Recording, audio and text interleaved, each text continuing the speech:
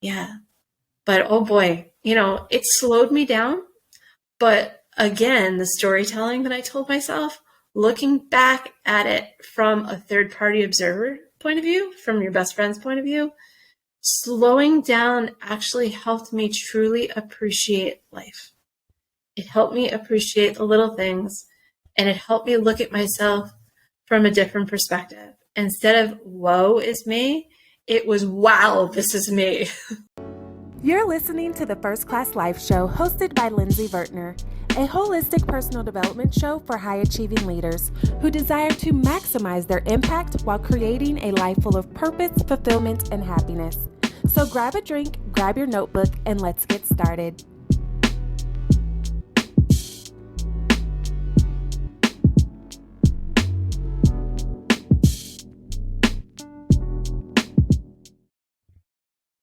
Hey, world. Welcome back to another episode of the First Class Life Show with myself, Lindsey Vertner, your fabulous host. And we have another phenomenal guest. And I'm super excited for you to meet her because I had the opportunity to meet her many years ago at a Women in Business conference. And she has just been amazing ever since, and watching her grow and all the phenomenal things that she does. Like, I can't wait for y'all to hear her story and all the good stuff, okay?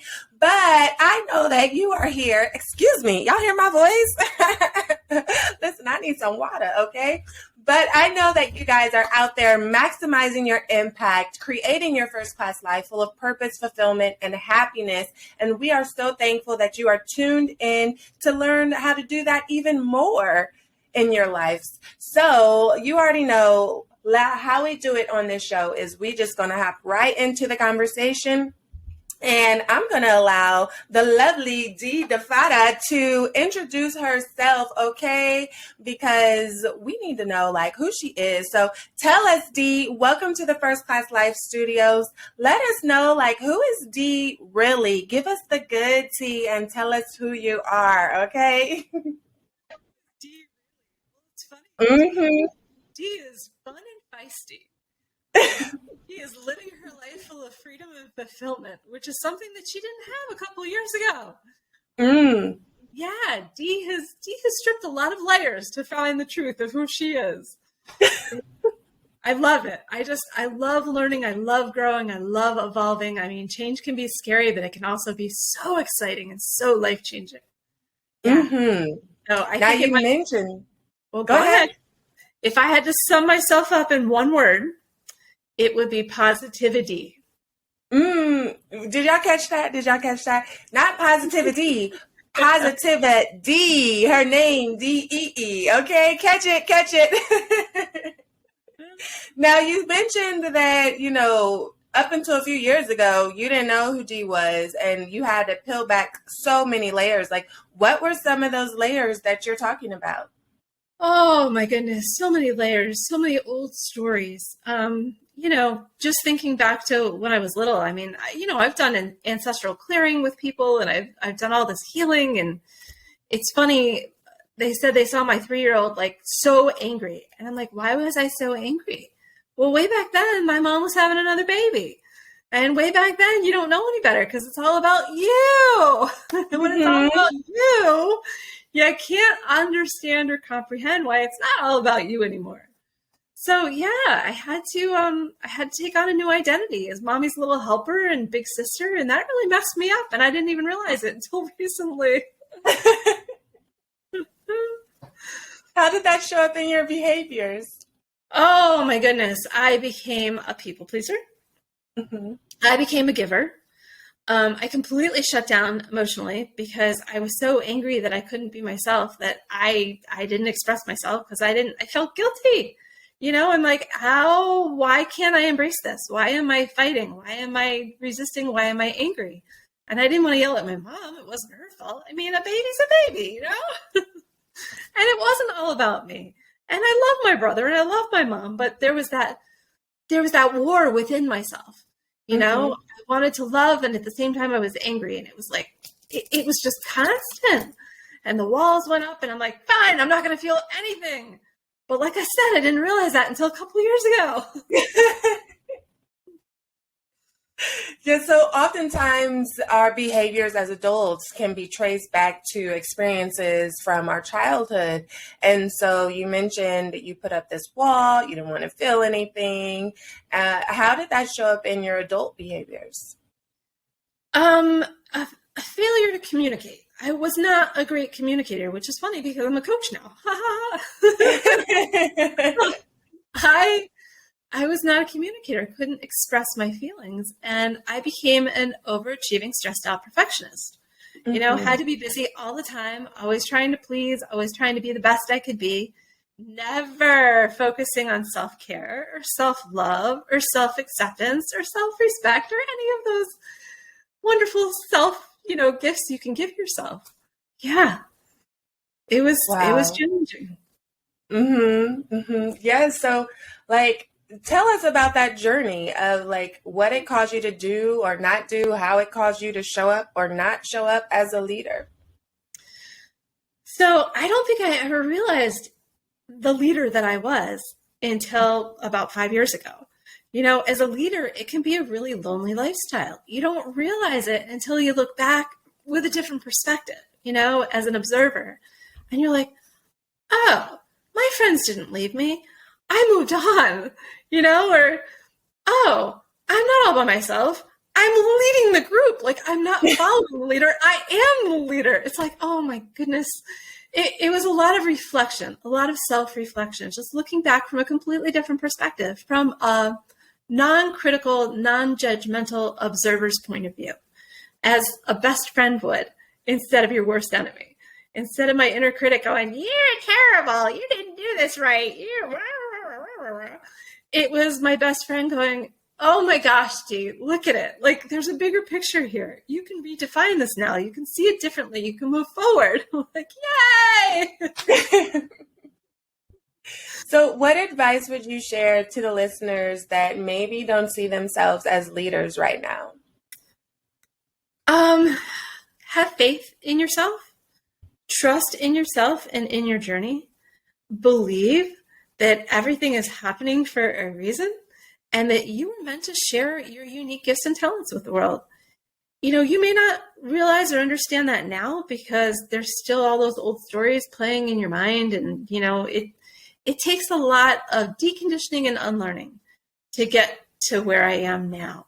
But oh my God, it's so exciting when you finally remember who you are, who you've always been. We were never born to fit in and be ordinary. We were meant to stand out and be extraordinary. Looking for amazing products to help boost your first class lifestyle? Then head over to firstclasslifeshop.com, where you can treat yourself to personal development books and workbooks, lifestyle affirmation cards, adult coloring books, mugs, notebooks, hoodies, t-shirts, leggings, and more. All products were designed to help you master your mindset, walk in your purpose, and live your first class life because you deserve it. So treat yourself today at firstclasslifeshop.com. Again, that's firstclasslifeshop.com. It's all leadership. It's wonderful. Now, I noticed you keep mentioning old stories. Tell us what you mean by old stories, because you said it a few times now. So what happens in your mind is that you take in a thought, you take in anything. It doesn't even have to be your thought. It could be somebody else saying something.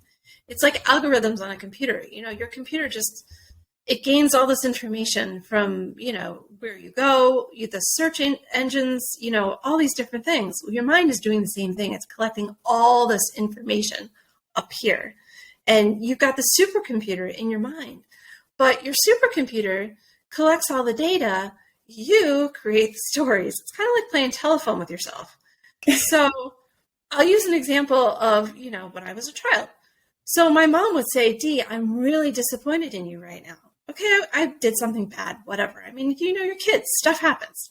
So, and I would take that and craft the story. Oh my God, my mom's disappointed in me. Oh my God, I can't do anything right. Oh my God, I have to be a perfectionist. Oh my God, I need to show up for my mom. wow, I need to put more effort out there. I'm not worthy of receiving. I need to just give. And hopefully if I give, she'll love me more. That's what I'm talking about, stories. So how do you begin to really identify those old stories and then, excuse me, rewrite them? So it's funny you should ask. I started journaling. And when I started journaling, I saw a lot of the same repeated stories or behaviors or, certain things were coming out all the time. Like I noticed myself saying, I need to figure this out. And I'm like, oh my God, how many times am I going to say I need to figure this out? I noticed that all the time. But it really, if you're not into journaling, and I really suggest hiring a coach, because by you sharing your story and then listening to what you say, they can pick out certain things. I know, talking to me, if I talk to anybody for 10 minutes, I've already got a really good understanding of what's holding them back. I'm like, oh, so 10 minutes after they've started, I go, can I just interrupt for a second? Because normally, there's something that's just, I've heard it 5 times over and they don't even realize they said it once. And I said, do you realize you just said this 5 different ways? They go, what? And I go, yeah. I said, what does that mean? What does this mean to you? And they're like, oh my God, I had no idea. So yeah, it helps to talk to somebody who's an open listener, an active listener, so that they can get that. Because you can't see your own blind spots. It's just not possible. Right. Like the saying, you can't see the picture when you're in the frame. Yes. So for those of us out there that may not be avid journalers, geez Louise, I can't talk today, y'all. I don't know what it is, but for those of us that may not be avid journalers, what are your top 3 tips for effective journaling? You know what? Just let it flow. People think journaling has to be like writing. Journaling and writing are 2 completely different things. Journaling is just jotting down your thoughts. It's emptying everything that you have in your mind on paper. It's liberating. It really is. If you have ideas, jot them down. It doesn't have to be pretty. It can be as messy as you want. It's your journal. It has nothing to do with anybody else. Nobody needs to see that but you. So yeah, let it flow.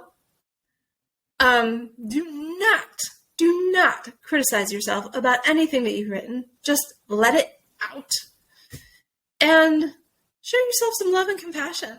When you look back at your journaling, look back at it like your best friend, not your worst enemy. It's your best friend. Yeah, it's meant to learn from. It's not meant to beat yourself up about. Yeah, and with so much technology these days, we often dismiss the power of writing something out with our hands. So definitely it can be powerful because there's actually, triggers that happen when we physically take our hand and a pen or pencil and write it out on paper versus typing it on your phone or typing it on a computer. So it just shifts the narrative a whole lot and makes it more concrete and more powerful than whenever we're working with technology. So definitely. Yeah, you don't have a backspace when you're writing.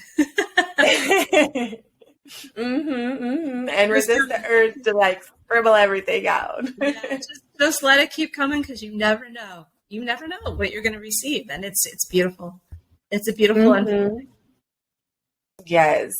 So you mentioned you had to rewrite some of those old stories. And you also mentioned people pleasing. And so we got an idea of where that came from. How did it impact your ability to either go after your goals or not? Because I'm pretty sure it impacted it in a negative way. Oh, it sure did. Because I wanted to make everybody else happy. I was caring about what everybody else thought. And it's like, when you do that, you stop yourself from creating. And if anybody, God forbid, anybody says anything negative about what you're putting out there, even if it's not meant to be negative, you stop.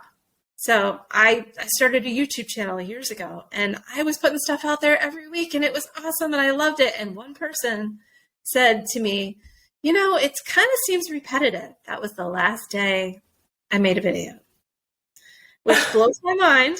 Yes, this was years ago. This was before the deconditioning and the unlearning, and but I stopped. I just stopped, and I've tried to do a few since then, but I'm like, no, we're going to write. So I went from being seen and heard every week to closing down and going back into writing mode, because nobody has to see me if I'm writing. I can put out all the books I want, but nobody has to see me. I'm like, oh my God. So yeah, especially when you have people of influence in your life, whether they be parents, teachers, coaches, whatever, when they say stuff to you, that really, it hurts your soul. It does. If you allow it to hurt your soul. And I allowed it to hurt my soul because I was still in people-pleasing mode. Yeah. So, and the crazy thing is, like, mastery comes with repetition. Yes. And if I'm going to work with somebody, I would much rather work with someone that's consistent, not like changing their story every other day. I mean, obviously evolving for changing with the times, but, like who the person is consistent. Their message is consistent, not like somebody that is like, the sky is blue on Wednesday, and then the sky is pink on Thursday, and then the sky is green on Friday. No. If I'm looking for a sky expert, I want a sky expert that is like, the sky is blue and white and sometimes different colors every single day, saying the same thing. Yeah. Yeah. It's amazing how all those old stories and the old habits that you have, they take a while to die off, to really release, and like, you have to be aware. Awareness is huge. That is half the battle when you're going into this new world, trying to become a new version of yourself. So how did you overcome people pleasing? Because I know that that's a big struggle with a lot of people, and we don't even recognize that we're doing it in our lives until we have the ability to just really reflect back on our behaviors and our belief systems. So how did you personally overcome people pleasing? It really helped to look back and see where it came from, and to redefine the story. There's a lot of, what do you want to say? There's a lot of trauma that, you experience through life. And it doesn't have to be the big T trauma. It can be the little T traumas, just hearing the same thing over and over and over and over again, the repetition of it. But, looking back on my parents and how I grew up, they always loved me and I always loved them. But I lacked love for myself, and I realized I was never taught how to love myself.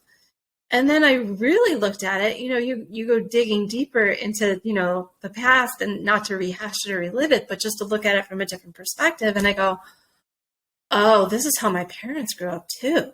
I look back at my grandparents, and I'm like, you start to put the pieces together, and you're like, oh my God, this is like this long ancestral trail of, different people pleasing and surviving in order to make it through life. I mean, my parents were young when they had me. I can't imagine having a baby at 21 years old. They did the best they could with what they had. They loved me and I loved them, but they were in survival mode, which put me in survival mode. So it was a constant state of survival, a constant state of, trying to love them the way they wanted to be loved. There's so much there. But looking at it from that observer's perspective, from way up here, and realizing that there's no blame or shame to be had in that at all. They did the very best they could with what they had, and I did the very best I could with what I had. I didn't know any better. So looking back at that situation from, my adult mind, yeah, you get upset because you didn't realize back then, now. But it's like, I wasn't supposed to know back then what I know now. I was 3 years old, for crying out loud. There was a lot of forgiveness, and not, forgetting what happened, because by remembering what happened, you can change your ways, but just forgiving, outright forgiving. It wasn't anyone's fault. It wasn't my parents' fault. It wasn't my fault. It wasn't anybody's fault. There's no more room for blame, shame, regret, guilt, like let it go, let it go. But yeah, I still have to remind myself it's a constant. It's never a one and done. It's just a healing. It's never a one and done. It is a constant practice that you need to be aware of. Yeah, yeah. Now, how do we begin to start that journey of forgiveness? Oh, you know what? I think I started by looking in the mirror and saying, I forgive you for not knowing then what you know now. It was just one of those things, and it opened me up to more. I also opened myself to the universe, and I surrendered my whole agenda, like everything I thought I knew, everything I thought I was like the queen of. I'm like, forget it. I surrender. I lay it all down. I surrender. And I'm like, show me the way. You know, whether you believe in God, spirit, universe, whatever, higher power, give me faith. Help me to see the way, like illuminate my path for me. And that was life-changing. It was life-changing because here I was, a control freak, trying to control absolutely everything around me. And after surrendering and laying it down and asking for help, it's like the floodgates opened. And I'm like, whoa, I couldn't write fast enough. I couldn't keep up with the messages I was receiving. I'm like, whoa. That was a day in my life that it was one of those moments where it's like, okay, you've arrived. You've arrived. You're open to receiving. Wonderful. Let's get to work. I'm like, wait, who's talking to me? Are you loving the First Class Life Show? Then join our private Patreon community. Not only will you help to support our ability to provide you with great content, but you can also get exclusive perks like bonus videos and resources, discounts, episode transcripts, and more. So what are you waiting for? Join today at patreon.com/firstclasslife. Again, that's Patreon, patreon.com/firstclasslife. So you start receiving these blessings, the things that you desire in life. Was it difficult for you? Because you mentioned, not having that sense of self-love and self-worth and things like that. So was there some like dissonance between the two? Oh, yeah. There was this big wall called resistance. And I kept getting these messages. You're a healer. I'm like, I don't know. You're a coach. What are you talking about? You're a speaker. Whatever. Oh, there was a big wall of resistance. And I was at war with myself. Because I couldn't allow myself to receive all that goodness. I didn't feel worthy of it. I fought that battle until I again had to lay it down and surrender. It's like, oh, this is annoying. Because, 50 years I've been in control. 50 years I thought I had it all together, which is complete and total BS. But yeah, 50 years I thought I had it all together. And it's like, no, would you just listen? I'm like, so when you get hammered with the same message over and over and over and over and over and over and over again, all of a sudden you're like, fine, what are you trying to tell me? And it starts to go in. It starts to creep in. And then there were other people who came to me and said, wow, are you a coach? Wow, are you a healer? I'm like, what is going on here? It was amazing. It was amazing. It was nice to have that awakening. I mean, even though I resisted it to the nth degree, it was a beautiful unfolding, and it was challenging to receive. It's still challenging to receive because, hey, if you've been a giver all your life, it's not going to change overnight. Yes. Yeah. And, oftentimes we will be given little nuggets of guidance along the way of the things that we're meant to do, of, our purpose, of the direction we're supposed to go. Sometimes we'll complain like, oh God, show me the way. Like, I don't know what I'm supposed to be doing. But like you said, if you look back in those moments, like the signs were there all along. It's just, we often ignore them or we dismiss them, or we minimize them, or we feel like, oh, that's nothing. To us, it may be nothing, but to the people we're meant to serve, it's everything. And so that's how we minimize it. Like, oh, that's just something I do. Like, Yeah. Yeah, trust me, I get that. The stuff that comes easiest to you is your unique gift, but you a lot of times we're like, oh no, that's too easy. That couldn't be it.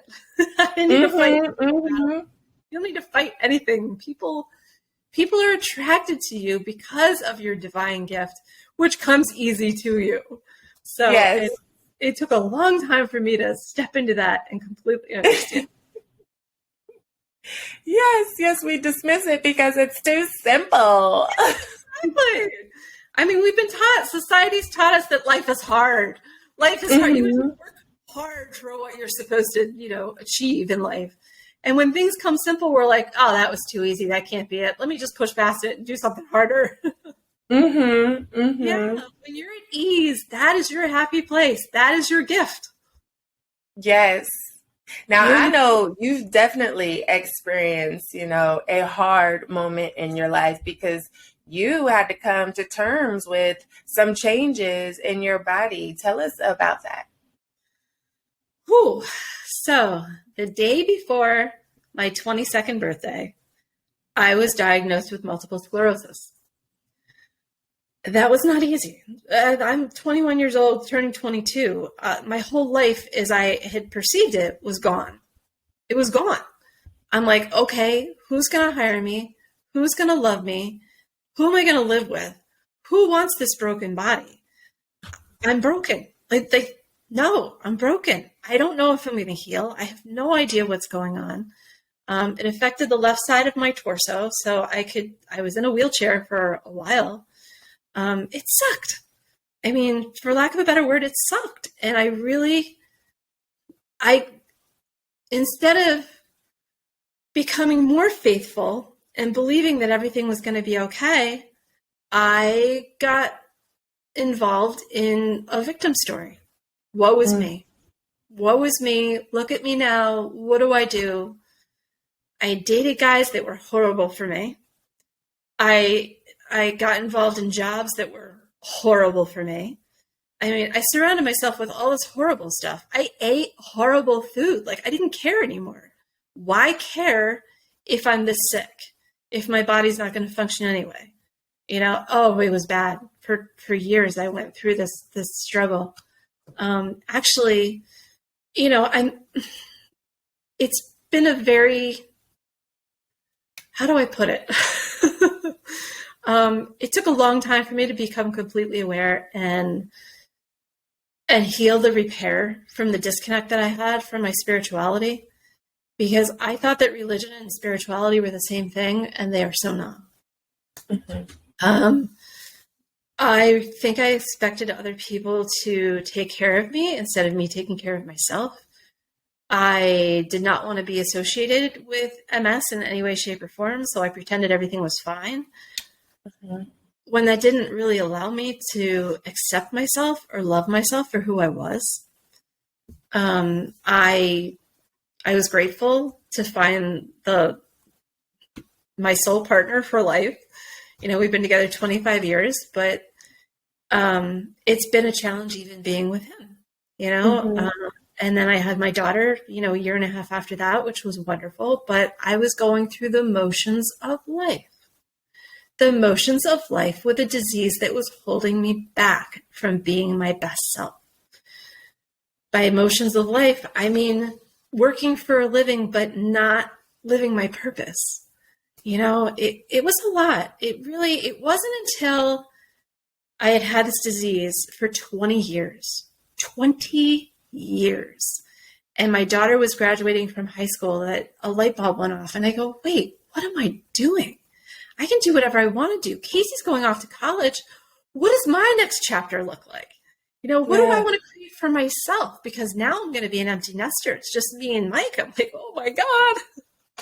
I'm like, I'm not working this job anymore. That's making me miserable. 17 years in insurance, 17 years as a fun and feisty creative person living in this black and white box. What? So it was a lot. It was a lot. But like that 20-year point and her graduating from high school was that point in time where I said there has to be something more to this. There has to be something more to this. That was my turning point. Now, some people, it doesn't take them that long. And I want to put it out there to the world. I want to be the person who helps them so that they don't have to suffer with this for 20 years, so that they can move past what's holding them back and live their purpose and live their best life. Yeah. But oh boy, it slowed me down. But again, the storytelling that I told myself, looking back at it from a third-party observer point of view, from your best friend's point of view, slowing down actually helped me truly appreciate life. It helped me appreciate the little things, and it helped me look at myself from a different perspective. Instead of woe is me, it was wow, this is me. Oh, yeah. Yeah. Instead of whoa, this is me, it is wow, this is me. So you told us the turning point. Yeah. How did you begin to make the shift once you had that aha moment? Like, what were some of the steps that you took to start to embrace this thing that you had been denying and hiding and keeping in this box for so long and resenting? The very first thing I did was I redefined MS. It no longer meant multiple sclerosis. It now meant modified swagger because it's walking a little off, and a motivational spitfire.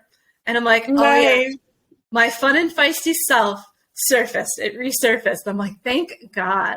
I did have to start utilizing a walker, and that was incredibly challenging. But I realized after utilizing it that people were like, wow, you're such an inspiration. I'm like, okay, I'll be an inspiration. That works for me. I even took my pictures with it. I went and had professional pictures taken with my wheelchair and my walker. I'm like, this is not going to limit my life. I'm going to have fun. I am not going to hold myself back. This is me. I have to accept myself for who I am and where I'm at right now. And I did. And, when I did that and I started, that's when I got online. I wanted to share smiles and motivation and inspiration and laughter with people in the MS community who it's going to take a little while to really, help them through that, because a lot of people that are diagnosed with a disease are not willing to be open to something as wild and extraordinary as, having fun with it. But yeah, it really opened me up to a whole different world, a whole different way of being, a whole different way of living. Instead of saying, woe is me and I can't do this, I focused on what I could do and the impact I could make. And I realized I could make a huge impact. A huge impact. I didn't need my legs in order to make a positive impact and share positive vibes with the world. Hell no. I was amazing just the way I was. It was awesome. Yes, I love it. Okay, modified swagger. Now, what advice would you share to the listener out there to help them move out of victim mode? Because when we're stuck in victim mode, we give up our power for change, and you had to release that. So what advice would you give to that person that's listening that is stuck in victim mode? In order to create a new behavior and new patterns, you first have to change your thought process. So the first thing that I suggest you do is get involved in a positive community. Follow people that are putting out positive vibes. That's how I met Lindsey.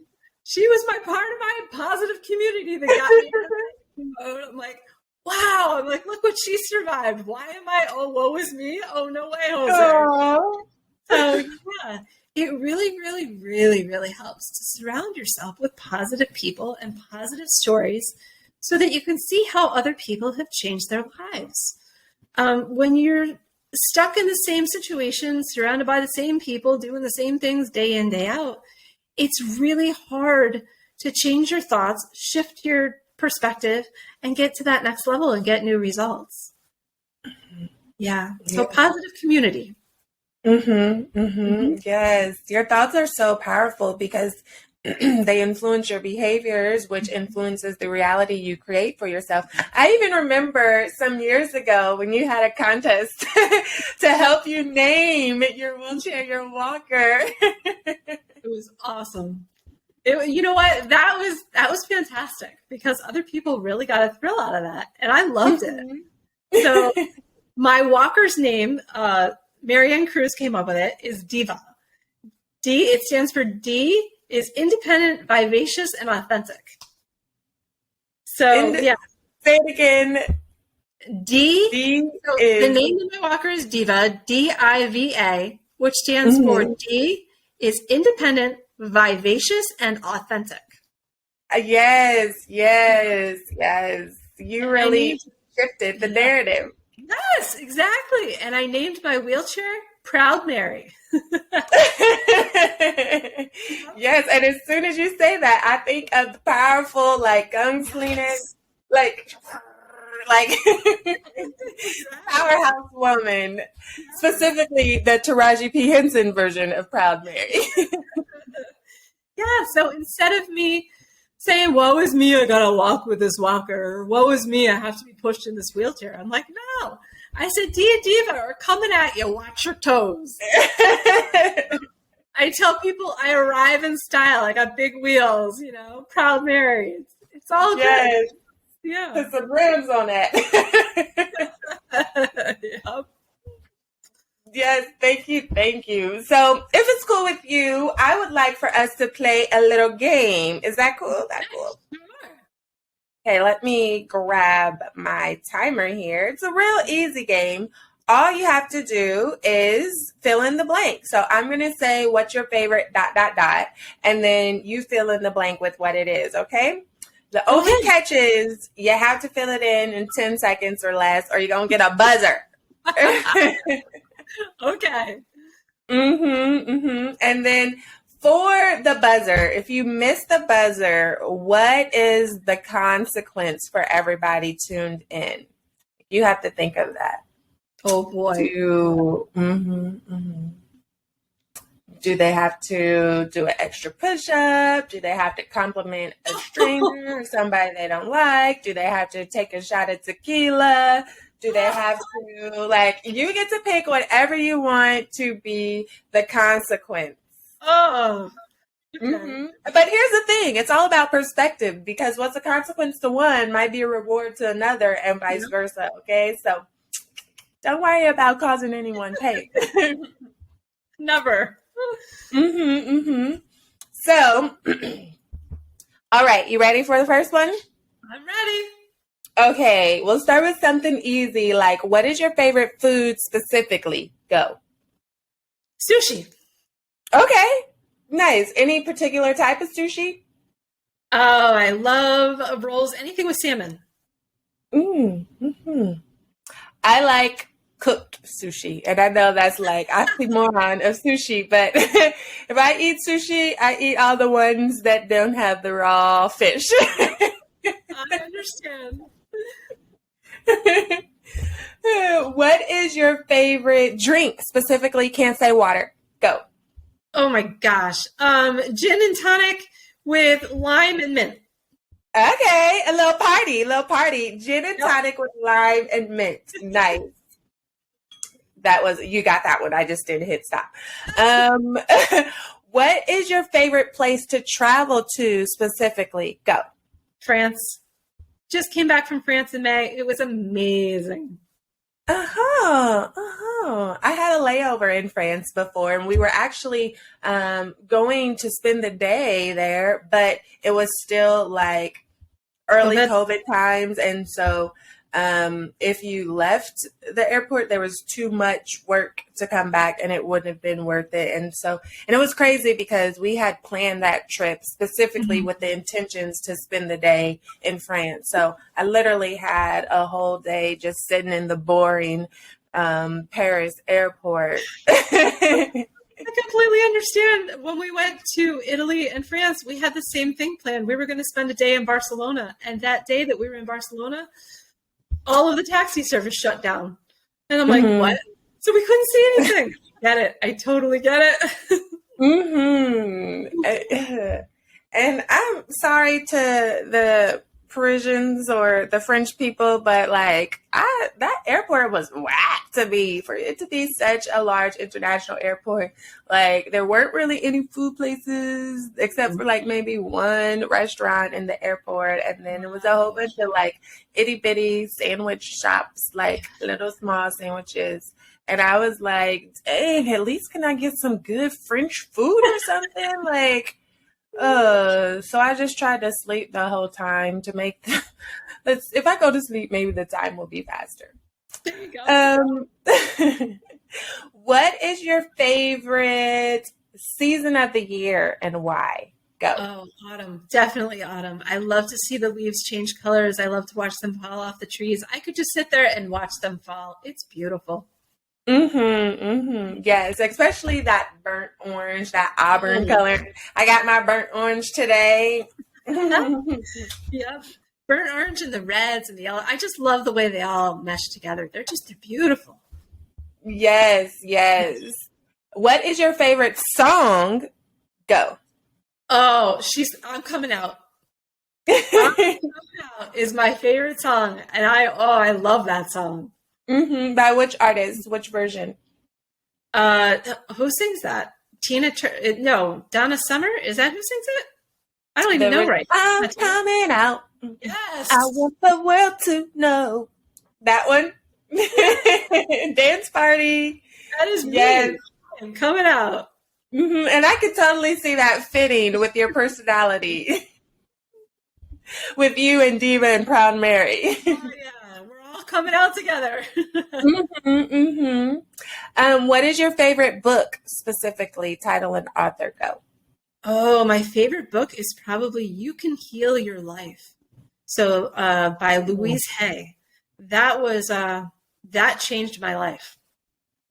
Did not realize it could heal my life. I actually have a Louise Hay book over here on this bookshelf. I don't have that one though. Oh, I have amazing. one of her other books. Yeah, I may have been diagnosed with MS 28, almost 29 years ago, but I am on this healing journey and I see myself free of assisted mobility devices. No more. Like I see myself walking up on stage and telling my story about how I healed myself of MS. I know it's possible. Yes, I love it. That's awesome. That was like a warm and fuzzy moment right there. Okay, last one. What is your favorite activity to do to relax? Go. Meditate. I love to meditate, or I love to play with my dog. Those are my two favorite things, meditating and playing with Jackson. And sometimes we lay on the bed together, which is awesome. Do you have any meditation tips? You know what? Please know that meditation is different for everyone. Okay. You don't have to sit there for half an hour, and just go, That is not meditation to everyone. Everyone has a different way of meditating. If you're walking, it's an active meditation. When you're washing dishes, it can be meditating. When you're doing laundry, it can be an active meditation. When you're staring at the leaves, it can be meditation. Whatever you believe meditation is, it doesn't have to be that way. It's whatever makes you feel calm within. That's meditation. So Sometimes I choose to walk. Sometimes I choose to breathe. Sometimes I just find pleasure, like I said, in washing the dishes in the warm soapy water. It's all good. Meditation can be a lot of different things. Do you want to be surrounded by other high-achieving women who are working on their goals just like you? Are you looking for your circle that's passionate about their own growth yet still wants to see you shine? Do you desire to be supported through collaborations and connections instead of competition? Then Cowork and Chill is your place to be. Cowork and Chill is a hybrid of virtual co-working and virtual networking. It's a community of women who are striving to build living legacies. This is the space to create meaningful relationships with other equally yoked women where you're being poured into just as much as you pour out. So if you're looking for your crew for supportive accountability, then sign up today at coworkandchill.com. That's COWORKandChill.com. RKANDCHILL, coworkandchill.com. Yeah, I love that you pointed that out, because we do often, especially if you're not familiar with meditation, we do get hung up on it has to be everything is silent, everything is still. It's you sitting and just listening to the humming and not thinking about anything. And really, it's so much more than that. Yeah, so definitely.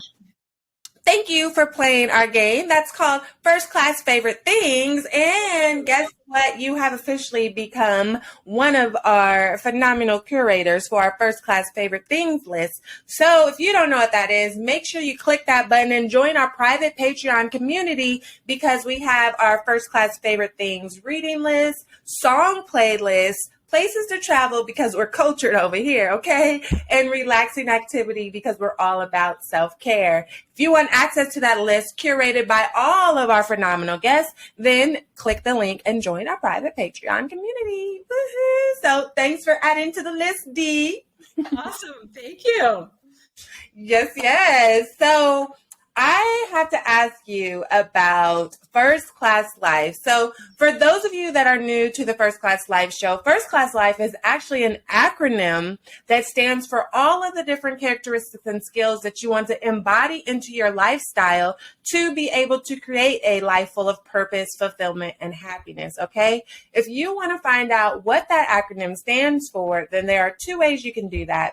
One, you can either go back and listen to the very first episode of First Class Life, episode 1, where I break down each of those factors. Or two, we don't have to live in an either or life. This is a this and that, okay? So listen to the first episode and go to firstclasslifeshop.com.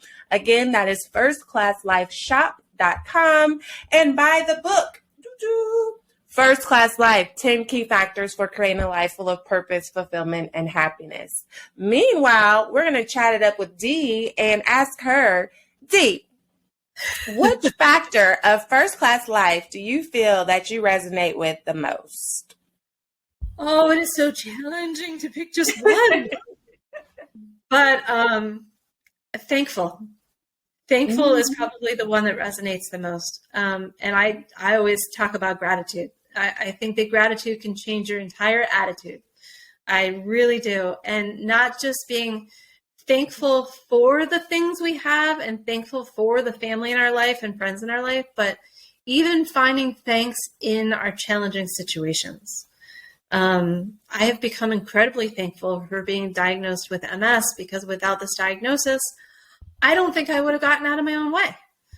And being diagnosed with MS slowed me down, but in slowing down, it allowed me to see the beauty in myself and in others and in all the little things.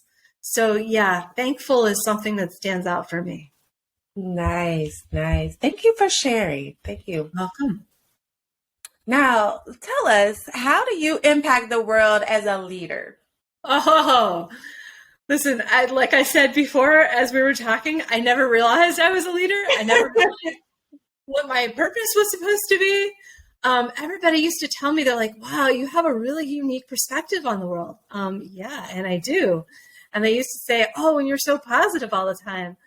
Well, you know what? That's my PositiviDee. I have finally leaned into all of this beautiful perspective and positivity in my life, and have owned and affirmed that, yes, I am a life coach. Yes, I am a spiritual healer. Yes, I am an inspirational speaker. And yes, I am, a positivity trainer, educator, and expert. It is phenomenal. Yeah. I put information out there every day on Facebook. Every day there's something to inspire you to see beyond your limitations and experience something new and exciting in your life. Nice. Now, do you have any services or resources that you'd like to share? I believe that what I shared was my calendar link, because I offer everyone a free 30-minute consultation so that we can find out what is bothering you. Because like I said, sometimes you can't see your own blind spots. And I also have a freebie on my website, which is actually, get this, 90 doses of positivity. So it's from my book, Your Daily Dose of Positivity, that has 365 doses in it. And it's like the first 90 doses of it. So yes, please go to my website and check it out. Nice. And tell us what that website is. www.adoseofpositivity.com. Yeah. Nice. And don't worry, y'all. If y'all missed it, all of that is in the show notes. So you can just click away. Okay. So thank you for sharing that. How can everybody reach you in these internet streets so they can stay connected with your positivity? In the world of social media, you can reach me on Facebook. You can reach me on LinkedIn. You can reach me via my website. It has ways to contact me. And you can reach me via email, DEE@adoseofpositivity.com. Nice. Now, do you have any final words of advice on how we can create our first class life? So this is something that means a lot to me. Okay, you're going to get challenged with all kinds of stuff in your life, and you don't get to choose the challenges that you're faced with, but you have 100% authority over how you deal with them. So yeah, don't get stuck in, what's going on. Always try to see beyond the circumstances. Be your own best friend and see beyond your circumstances. Nice. So true. Well, folks, y'all heard it here, okay? Make sure you connect with Dee so you can get your daily dose of positivity, all right? And make sure you tune in every week with another episode of the First Class Life Show. And listen, we know that you could be doing anything in the world right now, but you have spent the past hour here with us, and we are forever grateful. So continue to go out there and maximize your impact while creating your life full of purpose, fulfillment, and happiness. Why? Because you deserve it. Until next time, bye. Unfortunately, all good things must come to an end. But please be sure to subscribe to the First Class Life Show. And don't forget to rate, leave a review, and join our private community so that we can continue to provide you with great personal development conversations to help you maximize your impact while creating a life full of purpose, fulfillment, and happiness. You deserve it.